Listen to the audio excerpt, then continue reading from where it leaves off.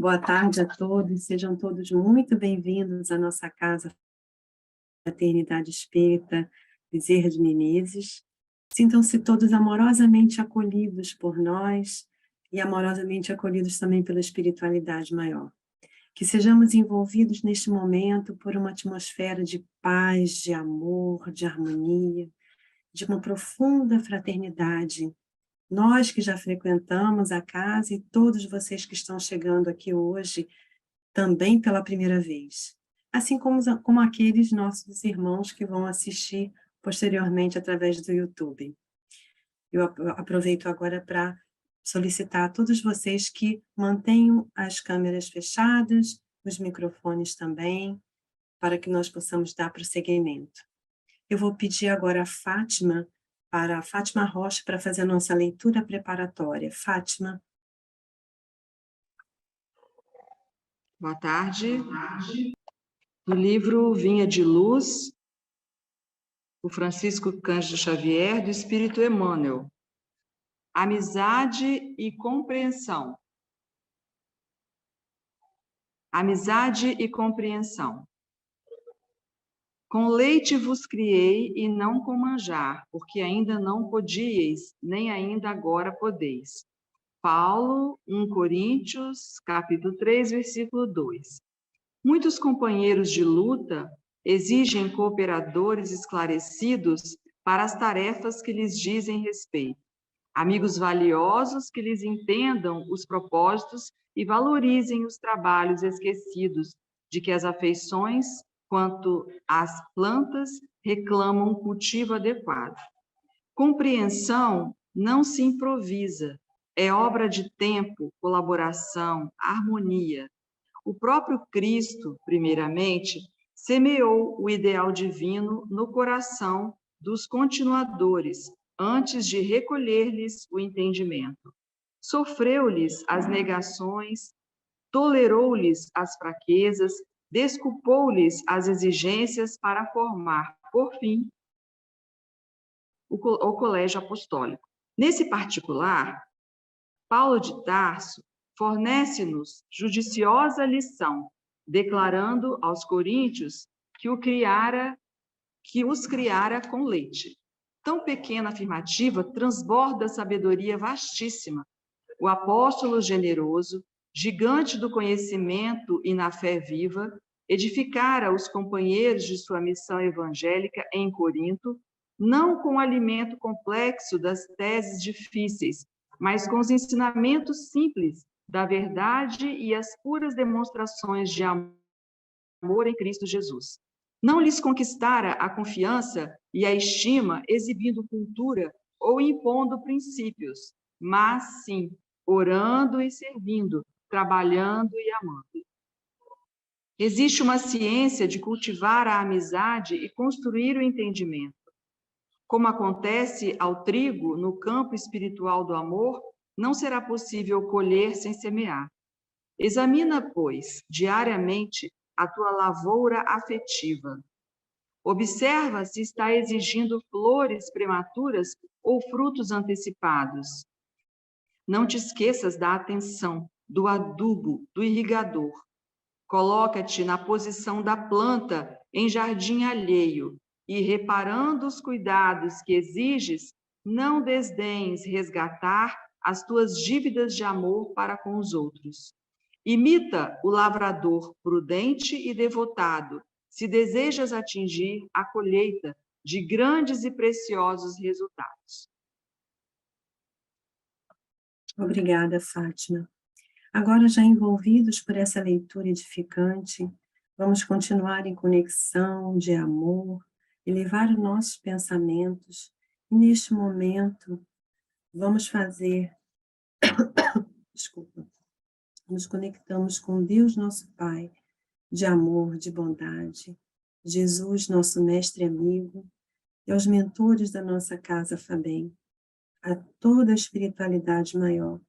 Neste momento pedimos que amorosamente acolham a todos nós, acolha o nosso palestrante que vem nos trazer o estudo nessa tarde, a todos os presentes neste momento, aos que irão assistir à palestra futuramente, aos dirigentes e trabalhadores da nossa casa, que sejamos todos envolvidos numa atmosfera de luz, de paz, amor e fraternidade, que consigamos não só compreender, mas também colocar em prática o estudo que nos será trazido agora.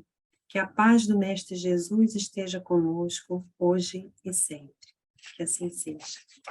E agora eu quero chamar o nosso irmão César Sátiro, palestrante, que vem hoje nos brindar com essa palestra, com esse tema maravilhoso, que é Simão Pedro, o apóstolo, que já nos recebeu, que já fez a abertura através da música, né? Então, seja muito bem-vindo, César, à nossa casa. Gratidão por tê-lo você aqui mais uma vez. Obrigado, Liliane, obrigado a Fátima, a Amandinha, toda a equipe da FABEM e Dr. Bezerra, que nossos benfeitores possam nos envolver com muito carinho, com muita luz, com muita paz. Eu que agradeço a alegria de estar com vocês. Gratidão. Bom, nós trouxemos hoje, meus irmãos, um tema que nos fala sempre muito profundamente ao coração. Falar de Simão Pedro, falar dos primeiros tempos do cristianismo, é algo que sempre nos traz, além de profundas reflexões, a oportunidade, né, de voltarmos a estes tempos primevos, quando começava na Terra a implantação desta árvore bendita do Evangelho. E nós, quando temos a oportunidade de refletir sobre estes tempos, não podemos ignorar a figura extraordinária daquele que foi escolhido, indicado pelo Mestre, para ser a pedra de base do trabalho evangélico entre os homens. Nós sabemos que a figura de Simão Pedro evoca no mundo todo um carinho muito grande. Nós falamos de um homem muito simples, falamos de um homem que talvez tenha como marca maior o fato de ter sido um homem simples, um homem com as qualidades e defeitos de um homem. E nós, quando podemos refletir sobre ele, assim como, né, sobre as primeiras figuras do cristianismo, sobre aqueles primeiros homens e mulheres que caminharam com Jesus, que se apresentaram ao trabalho na primeira hora. Temos em todos eles figuras extraordinárias. Cada um deles seria, para nós, uma fonte de reflexões, de estudos, de compreensão profunda do que é ser um seguidor do Cristo. No entanto, nós sabemos que a igreja primitiva teve alguns pilares importantes. Paulo de Tarso, João, o evangelista, que à época era um jovem ainda, né, nos seus 20 e tantos anos. Provavelmente, quando Jesus parte, ele não tinha mais que 23 anos, mais ou menos. Então, ele vai se afirmar ao longo, né, das décadas como um dos pilares fundamentais da igreja. Paulo, né, o antigo perseguidor, aquele homem cheio de vivacidade, de paixão, né, de amor pelo Cristo, tendo vivenciado um profundo arrependimento, uma compreensão profunda da sua situação espiritual que o leva a trabalhar com denodo, com afinco, para a divulgação da mensagem daquele que era para ele a salvação. Simão Pedro, no entanto, é um caso à parte, porque ele é dos primeiros entre os primeiros. E ele, passados tantos anos, né, nós vamos encontrá-lo em Roma. E ali na capital do mundo, naquela cidade que se tornava aos poucos cara ao seu coração, ficamos imaginando a primeira vez que o apóstolo olhou para as colinas imponentes de Roma, para os aquedutos, para as grandes muralhas, para os grandes templos, e nós tentamos imaginar que pela sua mente, pelos seus pensamentos, ele devia pensar no caminho feito até ali. Lembrava-se, certamente, olhando para as colinas, para os grandes templos e prédios públicos de Roma, lembrava-se, certamente, do dia em que ouvira aquela voz, pela primeira vez. Simão, filho de Jonas, André, vinde comigo e farei de vós pescadores de homens. O pescador, transformado agora em coluna da igreja, transformado agora em pescador de homens, olhava mentalmente para o passado, considerava os caminhos percorridos, considerava aquele dia em que ele não havia realmente compreendido a extensão do que o Senhor lhe havia falado. Eu farei de vós pescadores de homens. Passados tantos anos, ele considerava agora o que o Senhor havia dito. Lembrava-se do passado, e ele, primeiro entre os primeiros, caminhou com aquele homem e viu coisas extraordinárias. Ele estava presente quando Jesus segura as mãos da pequena filha de Jairo e diz: Talita cumi, levanta-te, pequena. Ele estava lá quando Jesus, olhando para a escuridão do túmulo de Lázaro, disse: Vem para fora, meu amigo. Simão estava presente quando Jesus estendeu as mãos em direção àqueles 10 leprosos que partiam rumo ao templo de Jerusalém, e ele viu quando eles param alguns passos depois, olham para si mesmos e uns aos outros, e um deles volta para dizer: Senhor, eu estou limpo. Todos estamos limpos. Então ele caminharia com Jesus, olhando para as imponentes construções romanas. Não havia só as marcas do sol, havia a luz que impregnara seu rosto no dia da transfiguração.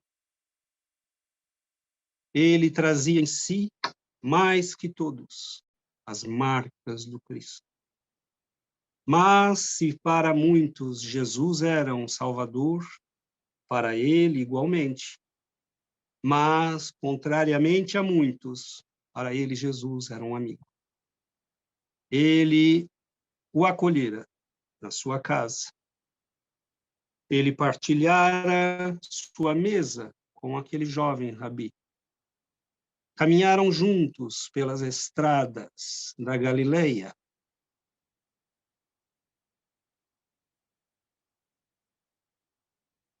E ele viu o dia em que Jesus, ouvindo os apelos de um cego, que queres de mim, homem? Quero ver, Senhor. e ele estende as mãos sobre os olhos daquele homem. E Simão, curioso, olha aqueles olhos que se abrem para a luz. E ele agora em Roma lembra cada um destes momentos. Ele esteve presente em cada um deles. E ao contrário do que muitos pensam, segundo alguns historiadores, como Daniel Hopes, ele esteve provavelmente presente aos momentos finais do Senhor, depois dos tristes eventos da noite em que ele negara o amigo querido. Nos lembramos de Simão por aqueles minutos infelizes, mas não fazemos a menor ideia de quem é o homem, sobre cujos ombros repousou no início a construção da Igreja do Senhor. Quem era ele? Sabemos dos dados históricos que nascera provavelmente em Cafarnaum, que ali vivera toda a sua vida, um entreposto importante para os negócios do Império Romano. Um local onde pescadores, agricultores negociavam suas mercadorias. Simão Pedro era provavelmente um homem razoavelmente abastado, contrariamente ao que pensamos, porque ele era proprietário de barcos, era um pescador autônomo, um dono do próprio negócio, assim como João e Tiago eram famílias que possuíam bens, não eram ricos, certamente, mas eram pessoas que tinham casa, trabalho, né? E Simão, olhando para o passado sob o sol de Roma, ele sentia agora, lembrava com ternura as cantorias dos pescadores e lembrava dos dias em que o Senhor partia com eles pela manhã ou para o trabalho da pesca. Quando atravessavam o grande lago, são entre 19 e 21 quilômetros de comprimento, quase 14 de largura, dependendo do local, podendo variar de 7 a 14 de largura. E eles ali cantavam, lançavam as redes, e ele olhando, sentindo no rosto o sol de Roma, lembrava-se das cantorias e dos dias passados em companhia do Mestre, em pleno mar da Galileia, e muitas vezes o viram cantarolar na língua dos antigos profetas de Israel, aquelas canções simples do povo humilde da Galileia. Aquele homem carregara sobre si o peso dos primeiros passos do cristianismo na Terra. E ele, mais que qualquer um outro, havia assumido o peso das profundas lutas que viriam pela frente. Simão Pedro era e foi o homem que apacentou a igreja e cuidou das ovelhas quando o pastor não mais pôde estar com elas. E o Senhor lhe havia incumbido desta missão. Nós teremos homens e mulheres extraordinários na história do cristianismo. Mas aquele humilde pescador, aquele homem voluntarioso, sanguíneo, sofrerá o contato da presença do Mestre transformações profundas. Deixará aos poucos o temperamento voluntarioso para se transformar num esteio de paz, dando-nos aí o primeiro exemplo de que em contato com Cristo nós não podemos continuar sendo os mesmos. Quem, após conhecer o Evangelho, as notícias abençoadas da Boa Nova através da doutrina espírita, continua sendo o mesmo, é porque não entendeu.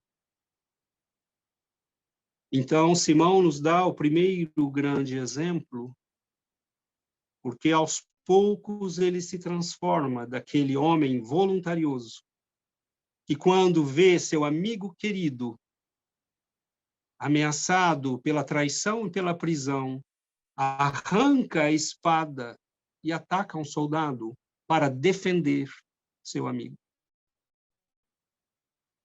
Jesus recoloca a orelha de Malco, o soldado romano, o soldado do templo.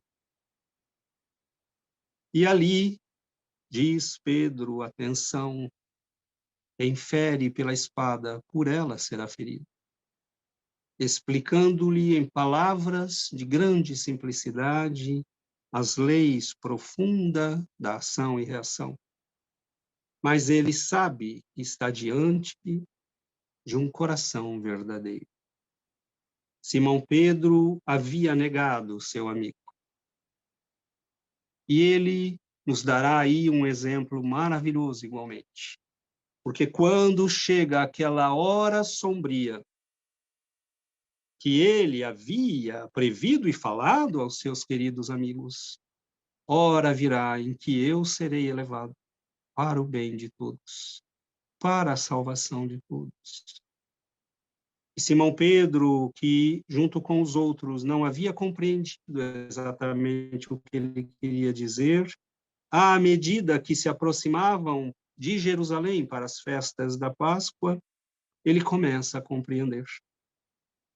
E aí, motivado por sentimentos extremamente humanos, ele diz: não, Senhor, não vamos a Jerusalém, não façamos isto.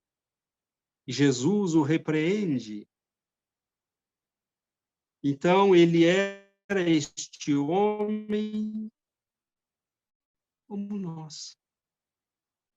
Emoções do momento, da pressão das situações. Mas, diante daquele momento em que Jesus, inclusive, havia previsto sua fraqueza, ele nos dá um exemplo maravilhoso. E para todos nós, deve ser a base do nosso trabalho como cristãos. Simão reconhece seu erro. Ele está ali no pátio do templo, Jesus está preso a alguns passos dele, e o Senhor tem os olhos sobre ele. Mas não são olhos de recriminação. São olhos de um professor que diz: compreende, Simão, que ainda tu és frágil, mas hora virá em que tu serás pedra, fortaleza, refúgio. Tudo aquilo dizia o Senhor, apenas com um olhar. Lágrimas grossas rolam pelas faces queimadas do pescador.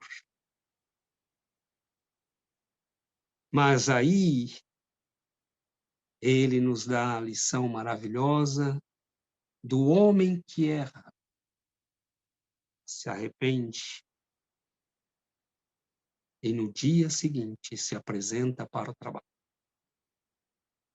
Humildade, sinceridade de coração, Como nos disse a lição lida pela nossa amiga Fátima, nós esperamos trabalhadores perfeitos, gente que faça tudo certo, companheiros que são ou que tenham uma perfeição que nós mesmos não temos. Poucos se apresentam ao trabalho com a capacidade de aceitar que são humanos, que errando devem recomeçar. E Simão nos dá provavelmente uma das mais belas lições. Ele chora porque compreende que o Senhor tinha razão. Ele o advertira. Não queira, Simão, por hora ser aquilo que tu não és, mas dia virá em que serás. Então, meus irmãos, ele nos mostra que diante de nossos erros, nós devemos nos arrepender, aceitar nossas fragilidades, nos corrigirmos, porque Simão não traz Jesus 10 vezes. Ele não nega Jesus 10 vezes. Ele nega Jesus naquele dia, nunca mais. Então, nós somos chamados à autocorreção, a nos corrigirmos, a melhorarmos, a fazermos o trabalho da melhoria pessoal, e não é possível estar no trabalho do Evangelho e não reconhecer que se somos aprendizes, que se chamamos Jesus de mestre, é porque nós temos a condição daquele que ainda está aprendendo. Portanto, a condição daquele que não é perfeito. Jesus é o mestre. Nós somos os aprendizes. Jesus ensina, nós aprendemos. Ele não erra, nós erramos. Faz parte do processo de aprendizado e de crescimento. Faz parte de tornar-se um ser melhor. Então, meus irmãos, nós estamos diante de um homem que vai, aos poucos, vivendo experiências que ele jamais imaginou viver. Jamais, enquanto cuidava de suas redes, de seus negócios, de sua família, consta, né, que Simão era casado, tinha filhos, perdão, e ele, inclusive, viajava, né, com a esposa e os filhos. Interessante que Jesus, e aí vem, né, mais um esclarecimento e uma lição para nós. Jesus entrega o trabalho da igreja a um homem casado, com filhos, com deveres, que devia pagar impostos pelo trabalho que realizava. Então, o Senhor não precisa de criaturas especiais. Caibar Schutel tinha família. Bezerra de Menezes tinha família. Nós não precisamos ser eunucos para o trabalho do Senhor. Podemos ser homens com a vida de homens, mas é sobre os ombros daquele homem, daquele cidadão, daquele pai de família, que o Senhor fará repousar as bases da sua igreja neste mundo. Então, meus irmãos, nenhuma condição é necessária, a não ser o nosso querer, a nossa vontade, o nosso desejo de servir ao Mestre, seja qual for a nossa situação de vida. Justamente por ser um homem casado, pai de família, Simão Pedro provavelmente escolheu, num certo momento, se estabelecer. em Roma. Alguns historiadores supõem que ele tenha vivido em Roma por muitos anos, embora viajasse constantemente, sobretudo para voltar a Jerusalém. No entanto, antes disto, quando o Senhor nos deixa e deixa aquele pequeno grupo de ovelhas, ele será o esteio verdadeiro daquela pequena comunidade, daquela pequena família. É para ele,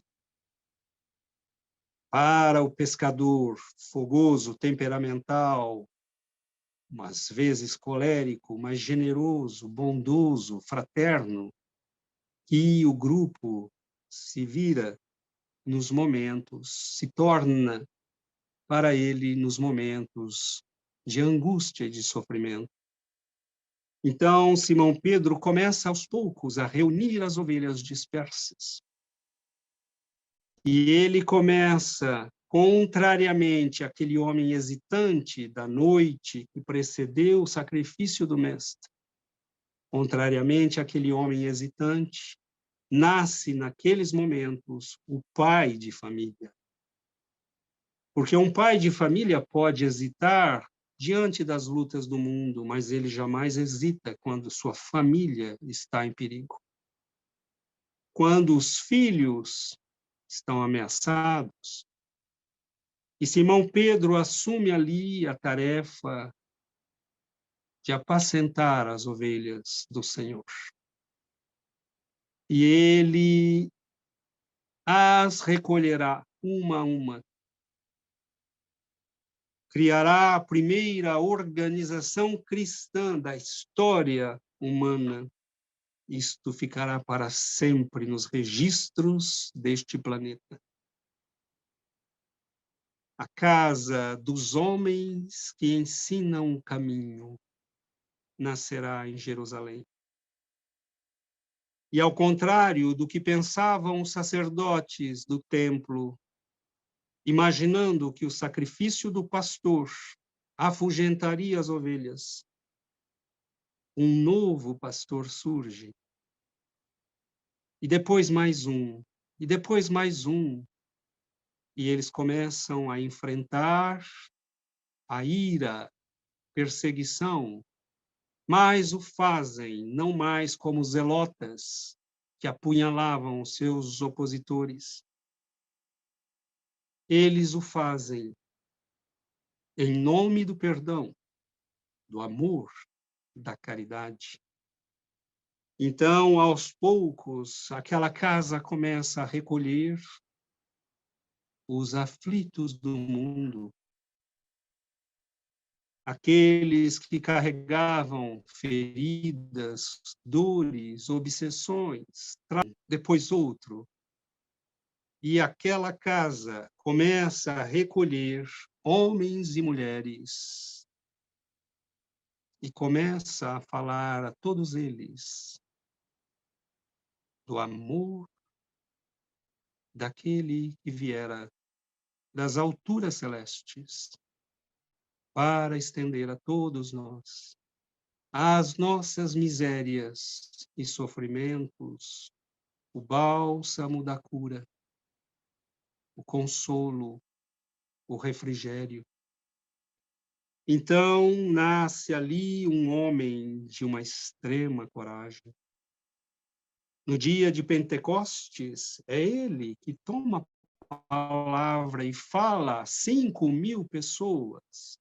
E conta-se que centenas e centenas, 3.000 pessoas teriam se convertido naquele dia.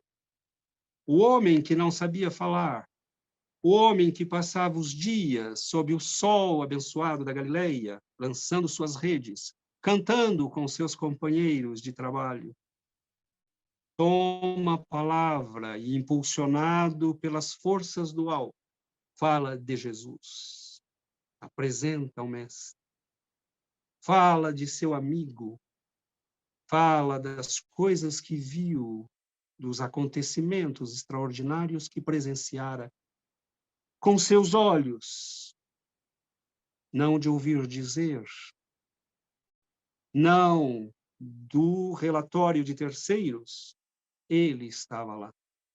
Ele vira, ele tocara as pessoas que Jesus tocou. Ele estivera à mesa de Simeão quando aquela mulher, comovida às lágrimas pelo Mestre, lava os pés do Senhor com um perfume mais raro. Aquilo para ele não era uma história contada, porque ele sentia ainda nas suas narinas o cheiro do perfume. Ele via ainda diante de si as lágrimas que escorriam daqueles olhos comovidos, daquele coração convertido ao Senhor. Para ele aquilo não eram histórias, era a sua história. Então, meus irmãos, ele fala, é preso, narra o texto bíblico que anjos do Senhor aparecem para libertá-lo e dizem, vá ao templo falar de Jesus. E ele não hesita mais. Os sacerdotes que o haviam prendido mandam buscá-lo na cadeia. E os guardas voltam apavorados. Não há ninguém. Tudo está fechado. Os guardas estão lá fora, mas lá dentro não há ninguém. E alguém chega logo a seguir para dizer, os homens que estavam presos estão falando no templo. E narra o texto de São Lucas, nos Atos dos Apóstolos, que centenas de pessoas começaram a vir de toda a região, porque Jesus deixara em Jerusalém um homem que fazia as coisas que ele havia feito. E narra o texto belíssimo de São Lucas, que estas multidões se colocavam pelas ruas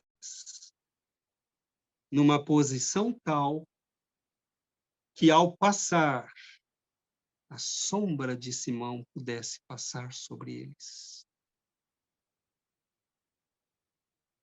Onde está o pescador?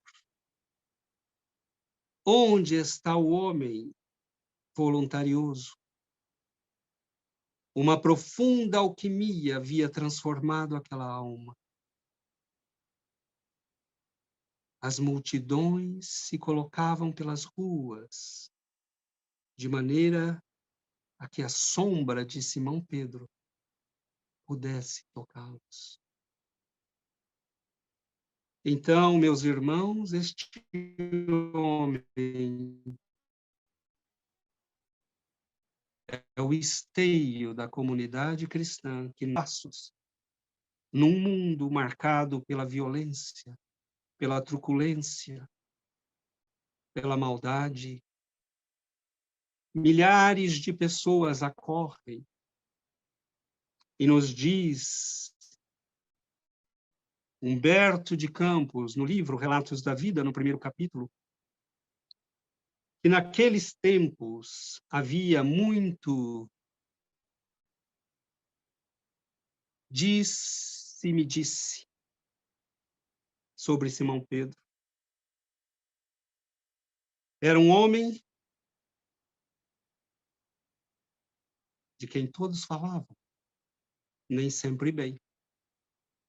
E esta lição de Humberto de Campos é belíssima porque ela nos traz um novo aspecto a ser considerado para nós, espíritas, do século XXI. Dirigentes espíritas, responsáveis de atividades nos centros. Diz o texto que, num certo momento, passados já alguns anos da passagem do Cristo, a Casa do Caminho estava estabelecida, recebia milhares de pessoas todos os anos, e, naquele momento, um dos beneficiados da casa estava no mercado de Jerusalém, porque, depois de beneficiado, ele aderiu como colaborador. e passou a ajudar o grande apóstolo e seus colaboradores. Chamava-se Eliaquim, e ele estava no templo, numa feira, né, no mercado em Jerusalém, buscando algumas ervilhas, procurando ervilhas para a sopa comunitária. E ali, enquanto procurava, né, seus produtos, alguém tocou seus ombros e disse: Eliaquim, é você? E ele olhou, reconheceu Natã, um fariseu importantíssimo, um homem muito rico, muito culto. E ele falou: como vai, Eliaquim? Soube que você passou por alguns contratempos. E ele disse: sim, é verdade, fiquei doente. E me parece que agora você é um dos adeptos do famoso Simão Pedro, é verdade isto? E Eliaquim respondeu: sim, depois da minha doença, alguns familiares inescrupulosos acabaram me roubando os bens, eu fiquei doente, pobre, abandonado, e recorri a Simão, e ele me acolheu. Então, sim, eu estou com os homens do caminho. Ah, meu amigo, mas pense, pense. Ouço coisas não muito boas deste homem. Dizem que é um ser ignorante, truculento. Eu passei algum tempo na minha casa de repouso em Cafarnaum e me informei sobre ele. Não ouvi coisas muito boas. É alguém que tinha um temperamento muito curto, explosivo, é um homem que nunca estudou nossas tradições, nossas leis, e agora se apresenta como um guia para os outros. Amigos meus foram encontrá-lo, ouvir suas preleções na Casa do Caminho, e ali ele colocou falas de Ezequiel na boca de Isaías, atribuiu a Moisés coisas que eram de Samuel. Não é um homem muito culto, é um ignorante. E veja bem, e aí Natã começa a desfiar todo um rosário, né, de acusações contra Simão Pedro. Mas, meu amigo, diz Natã a Eliaquim, eu gostaria de saber a sua opinião, porque finalmente você vive próximo dele. Eliaquim olhou para os olhos daquele homem, refletiu por alguns segundos. Pois é, meu querido, você talvez tenha tanta cultura, tantos livros, tantas virtudes, porque talvez não passe fome, porque talvez não tenha lepra, porque talvez não carregue no coração a dor da traição de familiares e amigos. Mas este homem de que você fala, eu talvez reconhecesse uma certa rudeza nele. Finalmente é um pescador, um homem do campo, mas foi ele que me recolheu, assim como a milhares de homens e mulheres. Foi ele o esteio para que eu não afundasse no desespero. E tu, Natã, com tuas virtudes, teus livros, tua inteligência afiada, tua riqueza e tuas fazendas, o que fazes por Deus e pelos sofredores? E diz o texto de Humberto de Campos que Natã olhou com ar de desdém, virou-se e partiu. Então, meus irmãos, Simão Pedro é um homem de quem é muito bom falar, porque nós não temos que fazer força para dizer que ele era perfeito. Ele não era. E isto é maravilhoso, porque não há homens e mulheres perfeitos no cristianismo. Só Jesus. Mas há homens e mulheres imperfeitos que levantam-se todo dia e vão para o trabalho. E há aqueles que ficam assistindo e criticando. Há aqueles que poderiam fazer palestras melhores, que poderiam curar, se usassem os recursos fluídicos que possuem, que poderiam esclarecer melhor do que aqueles que lá estão. Há sempre alguém que poderia ser um presidente de centro melhor do que aquele que está ali, que poderia conduzir um estudo melhor do que aquela pessoa.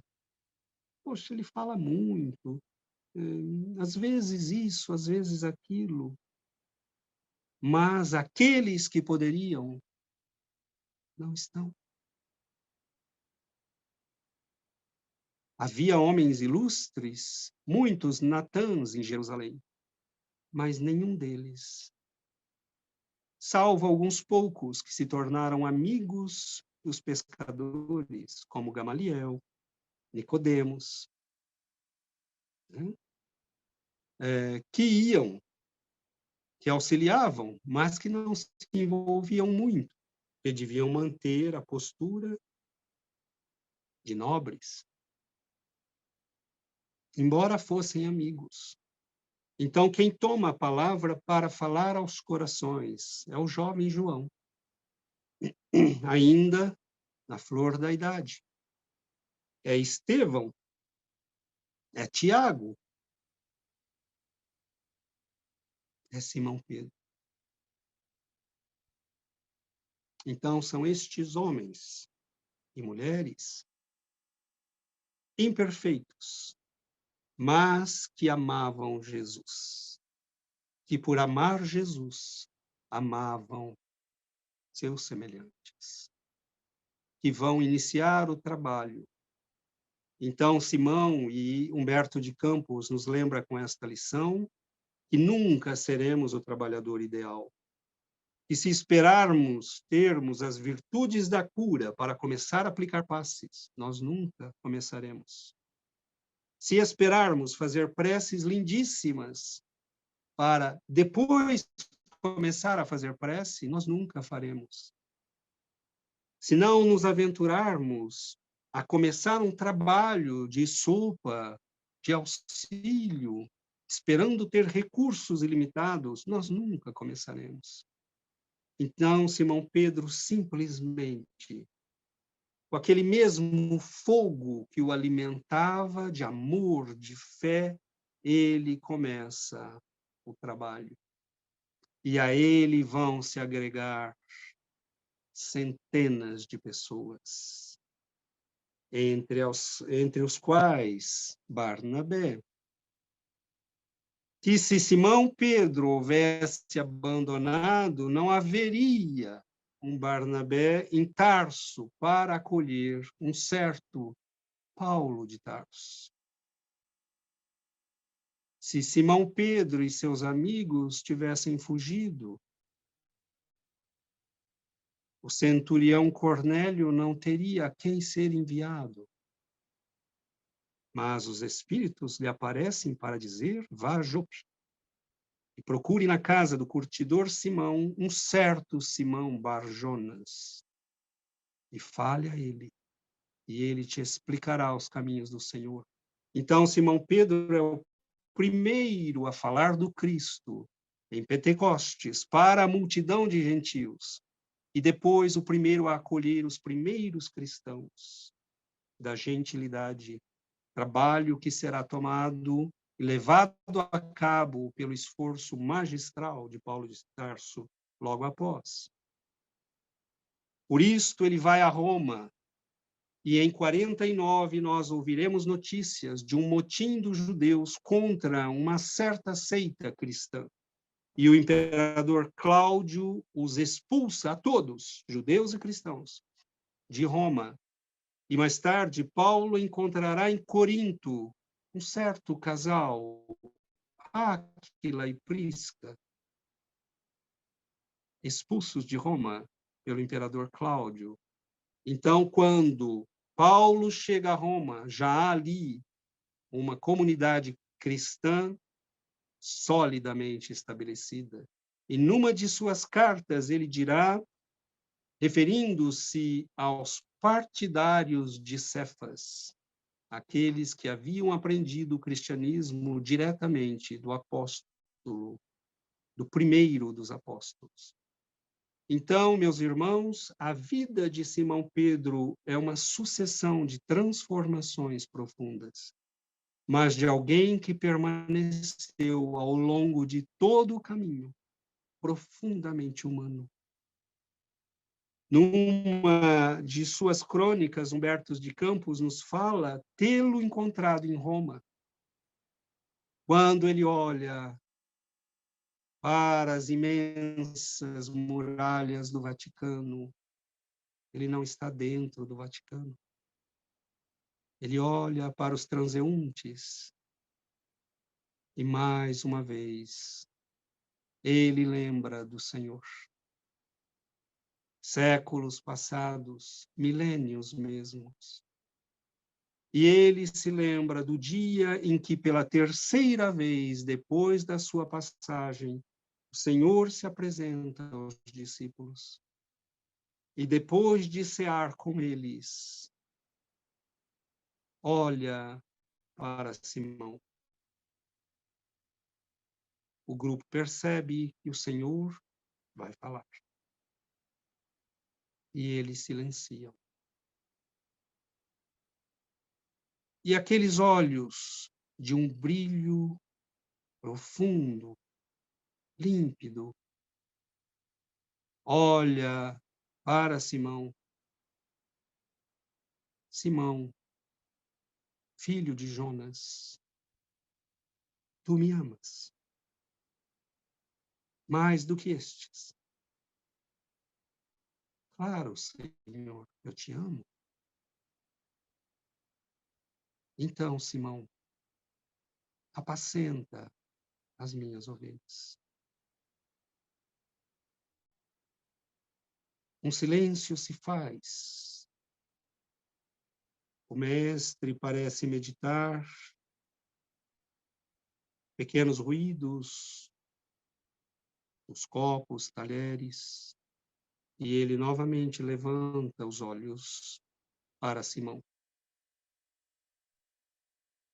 Simão, filho de Jonas, tu me amas? Sim, Senhor. Tu sabes que eu te amo. Então, Simão, peço-te, apacenta as minhas ovelhas.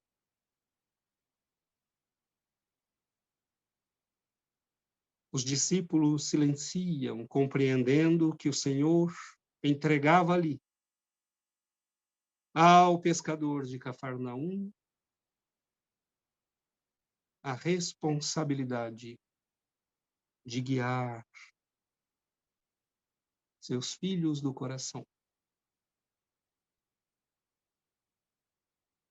Mais uma, perdão, mais uma vez, o Senhor levanta a cabeça. E a pequena assembleia esperava uma fala, uma orientação. Mas Jesus insiste. Simão, Simão Bar-Jonas, tu me amas? Aquele homem se sente constrangido. Seu semblante se entristece. E ele pensa nas profundezas da sua alma. 3 vezes ele me pergunta, terá sido porque eu neguei 3 vezes? Será que ele não acredita no meu amor? E Simão, com lágrimas nos olhos, Senhor, tu sabes tudo. Então, tu sabes que eu te amo. Então, Simão, apacenta as minhas ovelhas. Depois deste dia, Simão se transformou no pastor. E aquele pequeno agrupamento se transformou numa centena, depois em alguns milhares. Ele será a voz pacificadora que fará conviver os extremismos de Paulo e de Tiago. Ele será a voz pacificadora que dará a última palavra nas contendas e que, uma vez dita, não será mais questionada. Ele será a sabedoria, o abrigo, a bondade, o acolho às dores e sofrimentos, mas ele será a voz do esclarecimento. E nós, pelas notícias históricas que nos chegam, sabemos que ele estabeleceu comunidades em dezenas de cidades. E sua voz, antes mesmo que chegasse a voz poderosa de Paulo de Tarso, já havia iniciado as primeiras comunidades cristãs de todo aquele mundo antigo. Então, meus irmãos, nós olhamos para o passado. E muitas vezes nós hesitamos, nos sentimos imperfeitos, não nos sentimos à altura do trabalho. Mas Jesus, no dia em que disse: Simão, apacenta as minhas ovelhas, cuida delas. Ele falava ao coração de um homem, de um pai, de um esposo, de um trabalhador, que estava habituado às responsabilidades da vida e por isso mesmo podia assumir mais uma.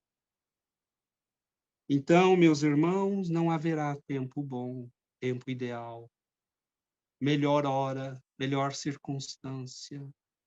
A hora é esta, o momento é este. E quando Jesus nos perguntar: e tu? Tu me amas?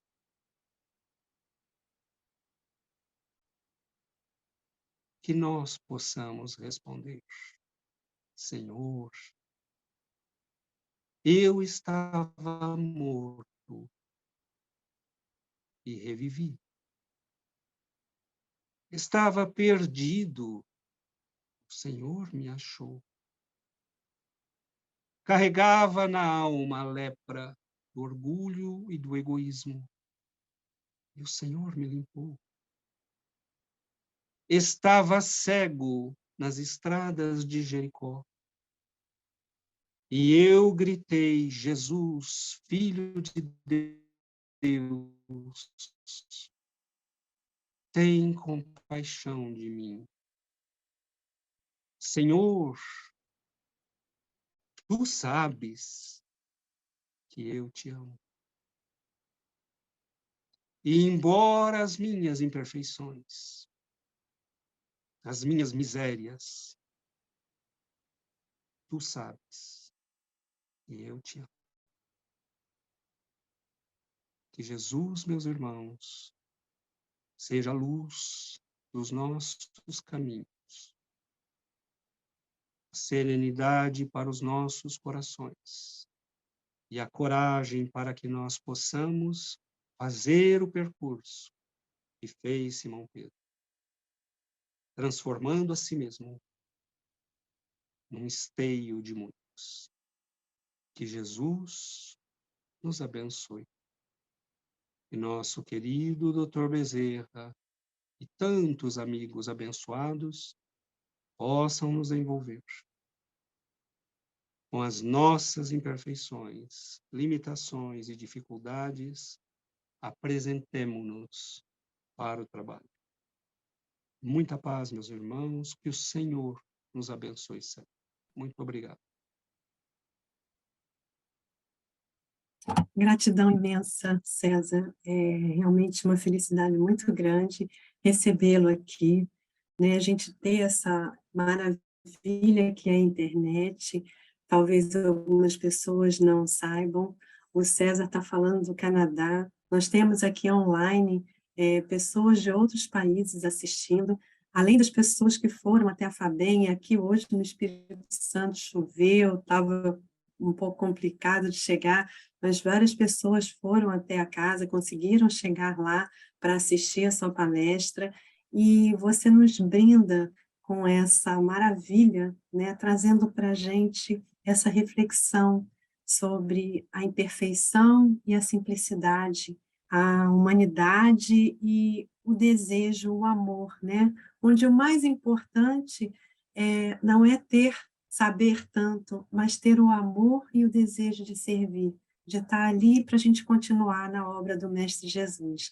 Então, em nome da FABEM, da diretoria da nossa casa, eu agradeço muito seu momento aqui com a gente, esse momento tão maravilhoso de aprendizado, de reflexão, e agradeço muito em nome de todos, que nós tenhamos agora um bom final de tarde. Eu vou chamar agora a Fátima para realizar a nossa prece final, e mais uma vez agradecer a você por essa maravilha que foi esse presente de ter você aqui com a gente. Gratidão. Eu que agradeço, Liliane, que Deus nos abençoe a todos. Eu que sou grato pela oportunidade.